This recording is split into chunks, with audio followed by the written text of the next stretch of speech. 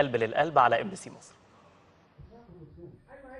ارجع لأصلك، هكذا كان شعار حملة جمعية حياة بلا تدخين التي اختتمت فعاليتها بأحد النوادي الاجتماعية الكبرى بعد أن أمضت أسبوعا كاملا في توعية أعضائه من المدخنين وغير المدخنين باتباع الأساليب العلمية والعصرية في التوعية. بدأنا حملتنا من حوالي 8 أيام والحمد لله يعني يمكن هنا لقينا نجاح جامد جدا جدا، لأن كان في تواصل مباشر جدا مع الأطفال، فقدرنا ان احنا نعمل لهم توعية عشان نحط أساس ان التدخين ضار جدا بالصحة وانه بيؤدي إلى الوفاة. وبدأنا فعالياتنا مع شباب كتير وعملنا مسابقة للإقلاع عن التدخين. التغيير اللي انا حاسس بيه، انا راجل يعني انا بتريض كل يوم، بلعب رياضه، بخش الجيم، بمشي في التراك.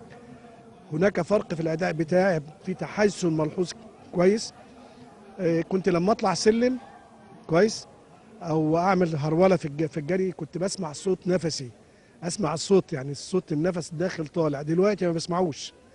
الحفل شهد فقرات استعراضية وعروضا توعوية للأطفال، كما حضر ختام الحملة الإعلامية إيمان رياض مؤكدة ضرورة الإقلاع عن التدخين من أجل حياة أفضل. العمل التطوعي مطلوب وحاجه اساسيه في حياتنا، احنا اللي بنحتاجه، يعني مش مجرد ان احنا نتواجد في وسط الناس او نعمل عمل كويس ايا كان العمل ده حاجه مفيده للاخر، لا مفيده لينا كمان. انا بقول لهم طبعا يعني بجد برافو عليكم، انتوا عملتوا حاجه كويسه قوي قوي قوي. دي مش حاجه سهله، بس انتوا شاطرين وانتوا عرفتوا تعملوا حاجه، وخدوا نيه كده ان انتوا تكونوا قدوه لغيركم كمان. كن أنت التغير الذي تريده هدفا تسعى لأجله جمعية حياة بلا تدخين على مدار مشوارها، ومعها يزداد الأمل بزيادة المقلعين عن التدخين. عقبال ما تقلع عن التدخين. انا بدخن تحت بسينيتوما.